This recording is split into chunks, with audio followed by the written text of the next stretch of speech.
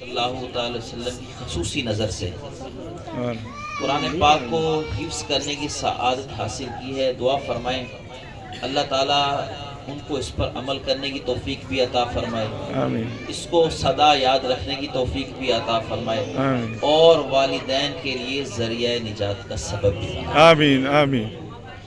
حاضرین محترم, مکمل توجہ چاہوں گا کیونکہ توجہ کے بغیر مجھ سے بیان نہیں ہوگا. اگر آپ توجہ نہیں دیں گے, آپس میں باتیں کریں گے, فون اٹینڈ کریں گے, تو پھر جو خطیب ہے اس کو بیان کرنے کا مزہ نہیں آتا. ٹھیک ہے, تو امید ہے آپ سے کہ انشاءاللہ آپ اللہ رسول کی باتیں مکمل توجہ کے ساتھ سنیں گے.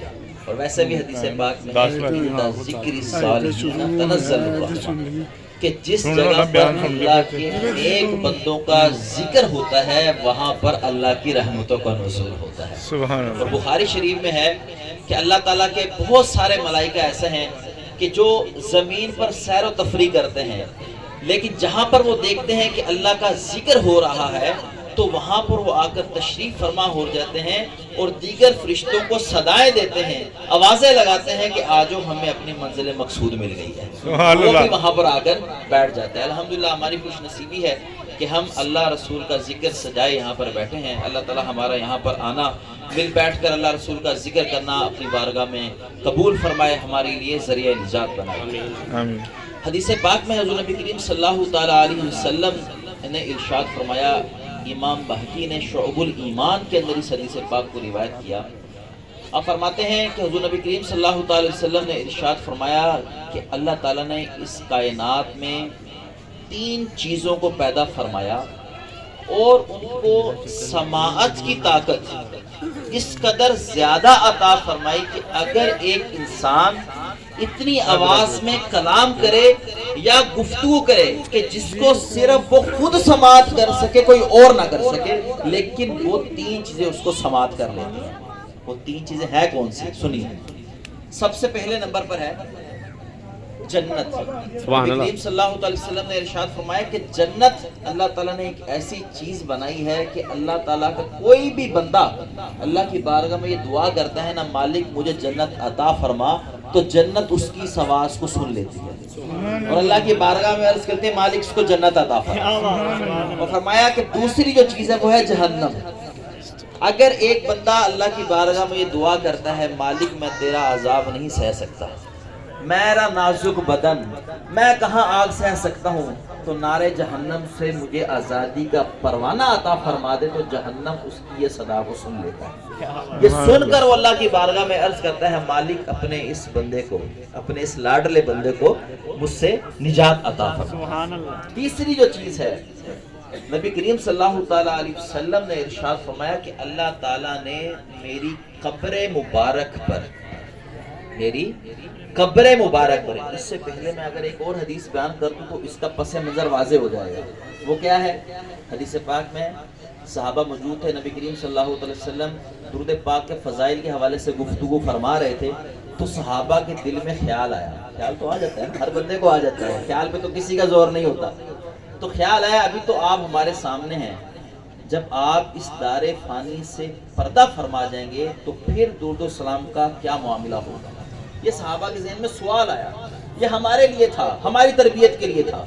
ٹھیک ہے, حضور کی بارگاہ میں عرض کر دی, صحابہ نے لاڈلے تھے, کہا یا رسول اللہ صلی اللہ تعالیٰ علیہ وسلم اس وقت آپ ہمارے درمیان موجود ہیں, ہم آپ کی زیارت کرتے ہیں, ہماری آنکھیں ٹھنڈی ہو جائیں. سبحان اللہ. ٹھیک ہے, ہم آپ کی ذات پر درود و سلام پڑھتے ہیں کیونکہ اللہ تعالیٰ کا حکم ہے, ان اللہ و ملائکتہ یصلون علی النبی یا ایھا الذین آمنوا صلوا علیہ وسلموا تسلیما, کہ اللہ تعالیٰ اور اس کے سارے فرشتے, اللہ تعالیٰ نے کسی فرشتے کی نفی نہیں کی.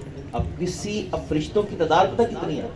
حدیث پاک میں آتا ہے کہ روئے زمین پر جتنے انسان ہیں نا, اس سے 9 گنا تعداد جو ہے وہ جنات کی ہے, اور جتنے جنات ہیں نا اس سے 9 گنا زیادہ جو ہے وہ اللہ تعالیٰ کے ملائکہ ہیں. اب سارے ملائکہ اللہ کی حمد بھی کرتے ہیں اور نبی پر درود بھی بھیجتے ہیں. سبحان اللہ. ٹھیک ہے, یہ ان کا کام ہے.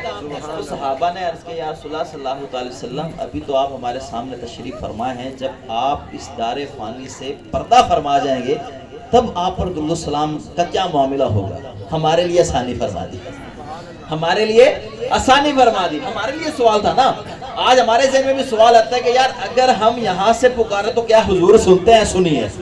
حضور نبی کریم صلی اللہ علیہ وسلم مسکرا دیے, فرمایا ان اللہ حرم علی الارض ان تأکل اجساد الانبیاء. فرمایا کہ اللہ تعالیٰ نے حرام فرما دیا ہے کہ انبیاء کے جسموں کو زمین کھائے. اللہ کے نبی زندہ ہیں. ارے قرآن فرماتا ہے کہ جو شہید ہے وہ زندہ ہے. ارے شہید کا تو درجہ ہی تیسرا ہے, جب نبی زندہ ہے تو پیچھے کیا رہ گیا. اب جب یہاں سے ہم حضور کی بارگاہ پر درود و سلام پڑھیں گے, اس لیے تو اعلیٰ حضرت فرماتے ہیں ہم یہاں سے پڑھیں. آپ نے بات ہی مکا دی. فرمایا ہم یہاں سے پڑھیں وہ مدینے سنیں, ہم یہاں سے پڑھیں وہ مدینے سنیں, مصطفیٰ کی سماعت پہ لاکھوں سلام. عرض کیا ہے یا رسول اللہ, جب آپ اس دار فانی سے پردہ فرما جائیں گے تو پھر کیا معاملہ ہوگا؟ اب وہ حدیث سنیے. آپ نے فرمایا کہ اللہ تعالیٰ نے میری قبر پر کیا فرمایا؟ میری قبر پر ایک فرشتے کو مقرر فرمایا ہے اور اس کو سماعت کی طاقت اس قدر زیادہ عطا فرمائی ہے کہ میرا امتی دنیا کے کسی بھی کونے کے اندر بیٹھ کے, ایسٹ میں ہو, ویسٹ میں ہو, شمال میں ہو, جنوب میں ہو, مشرق ہو, مغرب ہو, آسمانوں کی بلندیوں پر ہو, زمین کی گہرائیوں کے اندر ہو, ارے جہاں پر بھی ہوگا, اگر وہ میری ذات پر درود و سلام پڑے گا, وہ فرشتہ اس کو سنتا بھی ہے, اس کو پہچانتا بھی ہے اور اس کا درود میری بارگاہ میں پیش کر دیتا ہے. سبحان اللہ, سبحان اللہ, کی بات. اللہ اکبر, یا رسول اللہ, حق چاریہ, یا علی, یا غوث اعظم زندہ باد, زندہ باد. عقیدے کی بات. اس فرشتے کو اتنی زیادہ سماعت کی طاقت کس ذات نے دی؟ بتائیں کس نے دی؟ بولے نا اللہ پاک. کون دینے والا ہے؟ اللہ پاک. رب کائنات ہے نا. ارے جس نے فرشتے کو یہ طاقت دیا اس نے محبوب کو کیا طاقت دی ہوگی؟ سبحان اللہ ہے. اور جن کے خادم کا یہ عالم ہے, ارے یہ شان ہے خدمتگاروں کی, سرکار کا عالم کیا ہوگا؟ سبحان اللہ. کہ جو دربان ہے حضور کی قبر پر متعین فرشتہ ہے, رب کائنات نے اس کو یہ طاقت عطا فرمائی ہے کہ دنیا کے کسی بھی کونے کے اندر بیٹھ کر جب کوئی حضور کی ذات پر محبت کے ساتھ درود پاک پڑھتا ہے, فرشتہ اس کو پہچانتا بھی ہے. ارے جب فرشتہ پہچانتا ہے تو حضور کیوں نہیں پہچانیں گے؟ سبحان اللہ. حضور کیوں نہیں جانتے؟ ارے جب فرشتے کو اللہ تعالیٰ نے اتنی طاقت عطا فرما دی تو غلام کس طرح کا نگاہ سے اوجھل ہو سکتے ہیں؟ اس لیے تم یہاں سے کہتے ہیں نا, جو ہم یہاں سے پڑھے وہ مدینے سنے, ہم یہاں سے پڑھے وہ مدینے سنے, مصطفیٰ کی سماعت پہ لاکھوں سلام. محبت کے ساتھ درود پاک پڑھ لیے. صلو علی الحبیب صلی اللہ تعالی علی محمد صلی اللہ تعالی علیہ وسلم. حاضرین محترم, آج کی جو ہماری یہ محفل ہے وہ ختم قرآن پاک کے حوالے سے ہے. تو اسی حوالے سے چند باتیں جو ہے وہ آپ کے گوش گزار کروں گا. بخاری شریف میں ہے, حضور نبی کریم صلی اللہ تعالی علیہ وسلم نے ارشاد فرمایا خیرکم من تعلم القرآن وعلمہ. دیکھیں, اگر جہاں کا کوئی ایم این اے, ایم پی اے, پرائم منسٹر, دنیا کا کوئی بھی عہدے دار اگر کسی کو یہ بندہ کہہ دینا یار یہ بندہ گریٹ پرسن, اس کی ویلیو بڑھتی ہے کہ نہیں بڑھتی؟ اس کی ویلیو بڑھ جاتی ہے نا. اگر کوئی میڈیا پر آ کر کہہ دے یار وہ بندہ بڑا ایماندار ہے, وہ بندہ بڑا سچا ہے, اس کی ویلیو بڑھ جاتی ہے نا. یا کہہ دیا جائے یار یہ بندہ گڈ پرسن, اوکے, اس کی ویلیو بڑھ جاتی ہے. ارے جب ایک عام بندہ کہے اس کی ویلیو بڑھ جاتی ہے, تو جس کو آئے کہ دو جہاں کہیں کہ یہ بہترین ہے, اس کی بہتری کا عالم کیا ہو؟ سبحان اللہ. آقا یا رسول اللہ, یا رسول اللہ,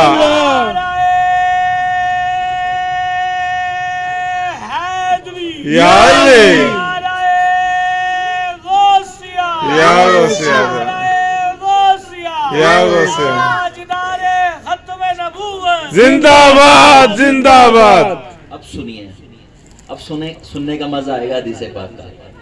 فرمایا خیرکم من تعلم القرآن وعلمہ. فرمایا تم میں سے بہترین شخص ہے وہ کتنے پان جو قرآن پڑھتا ہے اور پڑھاتا ہے. سبحان اللہ. ارے بڑے خوش نصیب ہیں وہ طلباء, ارے بڑے خوش نصیب ہیں وہ قاری صاحب. لوگ تو دنیا کمانے کے لیے پتہ نہیں کیا, پھر بھی نام نہیں ہوتا, پھر بھی نام نہیں ہوتا. ارے یہاں پر تو حضور فرما دے یہ بندہ بہترین ہے تو اس کی شان کا عالم کیا ہوگا. فرماتے ہیں وہ بندہ اس امت میں بہترین ہے کہ جو قرآن پڑھتا بھی ہے دوسروں کو پڑھاتا بھی ہے. اللہ تعالیٰ ہمیں یہ توفیق دے کہ ہم اپنے گھروں کو قرآن کے فیضان سے نور کریں. ٹھیک ہے نا, ہمارے گھروں کے اندر یقین کریں جو نچاکیاں آ گئی ہیں نا, بے سکونیاں آ گئی ہیں, ہر بندہ پریشان ہے. یقین کریں جتنے بندوں سے ملتے ہیں نا, کسی نہ کوئی دکھڑا ضرور ہوتا ہے. کسی کا کاروبار کے حوالے سے ہے, کسی کا گھر کے حوالے سے ہے, کسی کا رشتوں کے حوالے سے ہے. الغرض A to Z کسی نہ کسی کا کوئی نہ کوئی جو ہے نا مسئلہ ضرور ہوتا ہے جس کی وجہ سے وہ بندہ جو ہے نا وہ بے چین ہوتا ہے. آج سکون کا وظیفہ نہ بتا دوں, اللہ کے محبوب فرماتے ہیں کہ جو بندہ قرآن کی غور و فکر کے ساتھ تلاوت کرے گا نا, اللہ تعالیٰ اس کو قلبی سکون عطا فرمائے. فرمایا الا بذکر اللہ تطمئن القلوب. فرمایا سن لو اللہ کے ذکر میں دلوں کا چین ہے. اور سنو وہ لوگوں جب وقت ملتا ہے کہتے ہیں یار دل نہیں لگ رہا, چلو فلم لگا کے بیٹھ جاتے ہیں, چلو گانے سن لیتے ہیں, چلو یاروں دوستوں میں جا کے بیٹھ جاتے ہیں. یاد رکھیں ساری چیزیں یہیں رہ جانی ہیں, یہ ساری چیزیں یہیں رہ جانی ہیں. وہاں پر صرف کام آنا ہے دامن مصطفیٰ کام آنا ہے, وہاں پر اللہ کے محبوب کا دامن کام آنا ہے. اللہ اور اس کے رسول کی سچی محبت جو ہے نا وہ کامیاب ہوگا وہ بندہ جس کے پاس سچی محبت ہوگی. نبی کریم صلی اللہ تعالیٰ علیہ وسلم نے ارشاد فرمایا کہ قرآن پڑھو اور دوسروں کو پڑھاؤ. اور فرشتے فرماتے ہیں, فرشتوں کے حوالے سے حدیث پاک میں ہے کہ اللہ تعالیٰ کے جو نورانی فرشتے ہیں نا اس گھر کا طواف کرتے ہیں جس گھر میں رب کے قرآن کی تلاوت کی جاتی ہے. سبحان اللہ, سبحان اللہ کرتے ہیں. فرماتے ہیں بخاری اور مسلم کی حدیث پاک ہے, حضور نبی کریم صلی اللہ علیہ وسلم کی بارگاہ میں ایک صحابی حاضر ہوئے. عرض کیا یا رسول اللہ صلی اللہ علیہ وسلم رات بڑا عجیب معاملہ ہوا. بڑی غور سے سننے والی حدیث پاک ہے. بڑا عجیب معاملہ ہوا. پوچھا کیا معاملہ ہوا؟ کہا بات یہ تھی کہ میں نا رات کے آخری پہر میں تلاوت قرآن کر رہا تھا تو پاس ہی میرا جو اونٹ تھا وہ بیٹھا ہوا تھا. جب میں قرآن پاک کی تلاوت کرتا وہ بتکنا شروع ہو جاتا, جب میں قرآن پاک کی تلاوت کو روک دیتا وہ سکون سے بیٹھ جاتا. 3-4 مرتبہ اسی طرح ہوا. جب میں قرآن پاک کی تلاوت کرتا تو وہ وجد میں آ جاتا. ہم تو یہی کہیں گے کہ جب قرآن کی تلاوت ہوتی تھی تو وجد میں آ جاتا تھا, اور جب قرآن کی تلاوت موقوف ہو جاتی تھی تو سکون سے بیٹھ جاتا تھا. اب حضور کی بارگاہ میں عرض کیا یا رسول اللہ صلی اللہ علیہ وسلم یہ ماجرا کیا ہے؟ تو نبی کریم صلی اللہ علیہ وسلم نے ارشاد فرمایا ماجرا یہ ہے کہ جب تم قرآن کی تلاوت کر رہے تھے نا تو اللہ تعالیٰ نے آسمان سے ملائکہ کو بھیجا. سبحان اللہ. وہ اونٹ جو ہے وہ اللہ کے ملائکہ کو دیکھ کر خوشی سے اچھل رہا تھا. ارے جس گھر میں رب کے قرآن کی تلاوت ہوتی ہے فرشتے اپنی رحمت کے سائے کے اندر جو ہے وہ اس کو ڈھانپ لیتے ہیں. ارے آج اگر ہم اپنے گھروں کا سکون چاہتے ہیں نا, آج ہم اپنے گھروں کے اندر ٹینشنیں فکریں مٹانا چاہتے ہیں, ارے اللہ کے قرآن کو اپنے گھر کے اندر اپنی ذات کے اوپر نافذ کیجئے. اللہ تعالیٰ گھر میں بھی سکون عطا فرما دے گا, آپ کے قلب میں بھی سکون عطا فرما دے گا. حدیث پاک میں علی بھائی تھلے جانا آگے لا کے حدیث پاک میں ہے کہ حضرت عیسیٰ علیہ السلام عیسیٰ علیہ السلام ایک قبر سے گزرے تو عذاب ہو رہا تھا. آپ گزر گئے, دیکھا گناہگار بندہ ہے, گزر گئے. تھوڑے عرصے کے بعد جب وہیں سے دوبارہ گزر ہوا نا تو اب اس قبر کے اوپر اللہ کی رحمتوں کا نزول ہو رہا ہے. آپ نے اللہ کی بارگاہ میں عرض کیا یا مالک یہ کیا ماجرا, تھوڑے دن پہلے گزر ہوا تو یہاں پر تیرا عذاب ہو رہا تھا, آج میں یہاں سے گزر رہا ہوں تو تیری رحمتوں کا نزول ہو رہا ہے, یہ کیا ماجرا ہے؟ اللہ تعالیٰ فرماتے ہیں کہ بات یہ ہے کہ یہ جب فوت ہوا نا تو اس کی جو زوجہ تھی وہ امید سے تھی. اللہ تعالیٰ نے اس کو جو ہے وہ بیٹا عطا فرمایا۔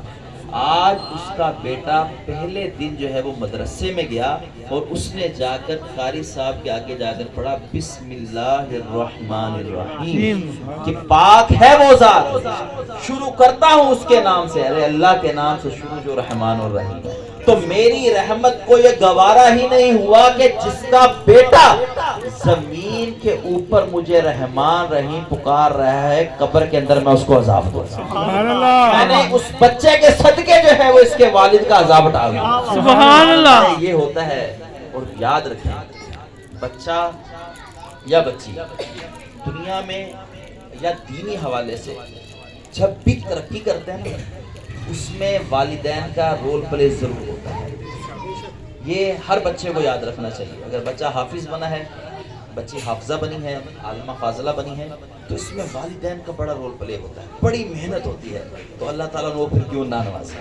ارے حدیث پاک میں ہے کہ جب قیامت کا دن ہوگا نا، حفاظ کے والدین آئیں گے، اس کے حفاظ کے والدین آئیں گے تو ان کو نورانی لباس اللہ تعالیٰ کی طرف سے پہنایا جائے گا، اور جنت کا تاج جو ہے وہ ان کے سر پر سجایا جائے گا۔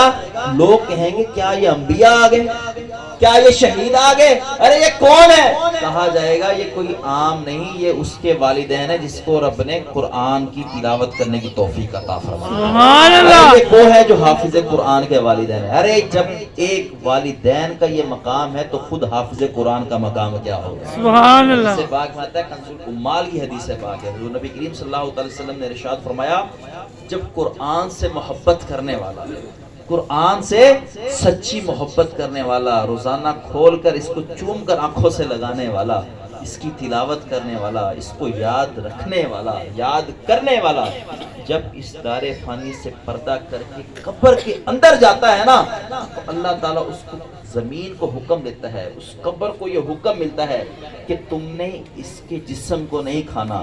تو قبر اللہ کی بارگاہ میں پتہ کیا عرض کرتی ہے؟ مالک میری کیا مجال، مالک میری کیا مجال کہ میں اس بندے کے جسم کو کھاؤں کہ جس کے سینے میں تیرا قرآن ہے، کہ جس کے سینے میں تیرا قرآن آ گیا، میں اس کو کیسے کھا سکتی ہوں؟ تو اس لیے کہا گیا کہ جو بندہ اپنے سینے کے اندر اللہ اور اس کے رسول کی محبت کو سجا لے گا نا، قبر کے اندر بھی زندہ ہی رہے گا، وہ سب کچھ ہوگا۔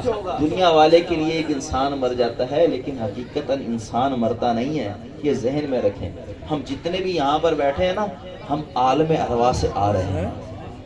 الستو بربکم، اللہ تعالیٰ نے فرمایا مجھے کون کون مانتا ہے؟ سب نے قالوا بلا، تو ہمارا رب ہے۔ دنیا میں آ کے بہت سارے منکر ہو گئے، کئیوں نے انکار کر دیا رب کا، لیکن وہاں پر سب نے مانا تھا۔ دنیا میں، عالم دنیا میں آئے، انکار کر دیا، اس کے بعد عالم برزخ ہے، پھر عالم قیامت ہے، اس کے بعد جو ہے وہ جنت یا پھر دوزخ کا معاملہ ہوگا۔ ٹھیک ہے، تو یہ سارے معاملات ہیں، یہ ذہن میں رکھیں۔ انسان جو ہے نا، اس جب دنیا سے چلا جاتا ہے نا تو وہ مر کر فنا نہیں ہو جاتا۔ حدیث پاک میں آتا ہے کہ جب جس بندے نے اپنی اولاد کی اچھی تربیت کی ہوگی، اپنے بچوں کو دین کا حافظ بنایا ہوگا، عالم بنایا ہوگا، ارے دین کا کچھ نہ کچھ اس کو سکھایا ہوگا، جب وہ دنیا کے اندر اپنے والدین کے لیے دعا کرتا ہے نا تو رب ان کا درجہ بڑھا دیتا ہے۔ خدا اللہ کی بارگاہ میں عرض کرتا ہے مالک میرا درجہ کیوں بڑھ گیا؟ تو اللہ تعالیٰ فرماتا ہے تیرے بچے نے آج تیرے لیے دعا کی ہے، اللہ تعالیٰ نے اس لیے تیرے اوپر رحمت کی بارش فرمائی۔ ارے یہ رب کا ہے فیضان، اس کو خدا را سمجھی۔ اور یہاں پر ایک آخر میں یہ بھی میں گزارش کروں گا کہ اپنے بچوں کو دین کی طرف لائیں۔ بہت سارے والدین جو ہے نا وہ دنیاوی حوالے سے کہتے ہیں یار فیوچر جو ہے نا یہ برائٹ ہونا چاہیے، یار ایک ہے ہماری نظر میں برائٹ، ایک ہے اللہ رسول کی نظر میں برائٹ، ٹھیک ہے نا؟ ایک وہ رستہ ہے جس کو ہم کہتے ہیں روشن ہے، ایک وہ رستہ ہے جس کو اللہ رسول کہتے ہیں یہ روشن ہے۔ اب بتائیں ہمارے والا روشن ہوگا یا اللہ رسول والا روشن ہوگا؟ اللہ رسول والا روشن ہوگا نا۔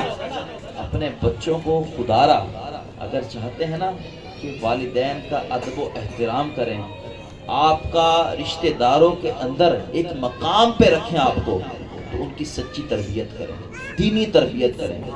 یاد رکھیں جو والدین اس دنیا کے اندر اپنے بچوں کی دینی تربیت نہیں کر کے جاتے نا، تو حدیث پاک میں ہے اللہ کی بارگاہ میں جب وہ پیش ہوں گے نا، اس سے بڑا گناہ ان کو کوئی نہیں ہوگا کہ انہوں نے اپنے بچوں کی دینی تربیت نہیں کی۔ یہ بڑا المیہ ہے، بچوں کو دین کی طرف لائیے، ان کو قرآن پڑھائیے، اللہ اور اس کے رسول کی محبت ان کے سینوں میں ڈالیے، پھر دیکھیے زندگی کے اندر بھی بہاریں آئیں گی اور مرنے کے بعد قبر میں بھی بہاریں آئیں گی، ٹھیک ہے۔ اور ایک اور آخر میں بات یہ کہ جو بچہ حافظ بن جاتا ہے تو کوشش کریں اس کو اسی فیلڈ کے اندر رکھیں، اسی فیلڈ کے اندر اس کو رکھ کر دنیاوی ایجوکیشن بھی دیں اور دینی تعلیم بھی دیں، عالمہ فاضلہ بھی بنائیں۔ عموماً ہم نے یہ تجربہ کیا ہے اور آپ نے بھی دیکھا ہوگا کہ حفظ کرنے کے بعد عموماً 5ویں کلاس کے بعد بچہ حفظ کرتا ہے، اس کے بعد وہ اسکول کے اندر چلا جاتا ہے۔ جب اسکول کے اندر جاتا ہے تو سارے معاملات پھر جو ہے وہ ختم ہو جاتے ہیں، وہاں کا ماحول ملتا ہے، بچے کی حرکات و سکنات عادتیں ساری بگڑ جاتی ہیں اور پھر دین کا جو ہے وہ نقصان ہوتا ہے۔ خدارا اپنے بچوں کو حافظ بنائیں لیکن ان کے حفظ کو بچائیں۔ حافظ بنانا آسان ہے، حافظ بنا کر رکھنا یہ بڑا مشکل ہے، اس بات کو سمجھیں، ٹھیک ہے۔ ان کو آپ وقت دیں، ان کو اتنا ٹائم دیں، توجہ دیں تاکہ حفظ کرنے کے بعد اب جو اصل امتحان ہے نا وہ بعد میں شروع ہوتا ہے، بچے کو بعد میں تربیت دیں، اس کو یہ سمجھائیں کہ بیٹا اس کو یاد بھی رکھنا ہے۔ اور حدیث پاک میں ہے جو نبی کریم صلی اللہ تعالیٰ علیہ وسلم نے ارشاد فرمایا کہ جس بندے نے قرآن کو حفظ کیا، کیا فرمایا؟ قرآن کو حفظ کیا، اس کے حلال کو حلال جانا، حرام کو حرام جانا، تو وہ 10 ایسے افراد کی شفاعت کرے گا جن پر رب نے جہنم کو واجب کر دیا۔ سبحان اللہ۔ 10 ایسے افراد خاندان کے بخشوائے گا جن پر جہنم واجب ہو چکا تھا۔ یہ شفاعت اسی صورت میں ملے گی جب ہم بچے کے دین کو بچا کے رکھیں، ٹھیک ہے نا۔ ہم تو یہ کہتے ہیں بس حفظ کر لیا ہے، بس ٹھیک ہے، حافظ کا ٹائٹل لگ گیا ہے، حافظہ کا ٹائٹل لگ گیا ہے، علامہ صاحب کا ٹائٹل لگ گیا ہے، اس کے بعد بچے کو دنیاوی ماحول کے حوالے کر دیتے ہیں۔ دنیاوی تعلیم وقت کی ضرورت ہے، اس سے انکار نہیں ہے، ٹھیک ہے نا۔ دنیاوی تعلیم ہونی چاہیے لیکن دینی تربیت ہوگی نا تو وہ انگلش بھی پڑھے گا نا، اللہ تعالیٰ اس پر بھی اس کو ثواب عطا فرمائے گا۔ ارے وہ میتھمیٹکس بھی پڑھے گا نا، اس پر بھی اس کو ثواب ملے گا۔ کیوں؟ وہ دین کی خدمت کے لیے، اللہ رسول کے دین کا علم بلند کرنے کے لیے سب کچھ سیکھ رہا ہے، اس کا ہر فعل۔ اور یاد رکھیں اگر ایک بندہ انگلش یا دنیاوی تعلیم اس وجہ سے حاصل کرتا ہے کہ میں رب کے دین کو مزید پھیلاؤں گا، کفار کے اندر تبلیغ کروں گا، تو اللہ تعالیٰ اس کے اوپر بھی جو ہے وہ اس کو اجر عظیم عطا فرماتا ہے۔ اللہ تعالیٰ کی بارگاہ میں دعا ہے کہ ہم نے جو کچھ سنا ہے اس کو یاد رکھنے کی توفیق عطا فرمائے، آمین، عمل کرنے کی توفیق عطا فرمائے، آمین، دوسروں تک پہنچانے کی توفیق عطا فرمائے۔ اللہ تعالیٰ ہماری بچی کو سچا پکا حافظہ بنائے، اس کو یاد رکھنے کی توفیق عطا فرمائے، سچا پکا عاشق رسول بنائے اور حضور نبی کریم صلی اللہ علیہ وسلم سچی محبت کرنے کی توفیق عطا فرمائے۔ آمین بجاہ النبی الامین صلی اللہ علیہ وسلم۔ سبحان اللہ۔ سامعین محترم قدر دعا ہے اللہ رب العزت ہمیں ان ساری باتوں کے اوپر عمل کرنے کی توفیق رفیق عطا فرمائے، آمین۔ اور سب کے صاحبزادگان صاحبزادی یعنی کہ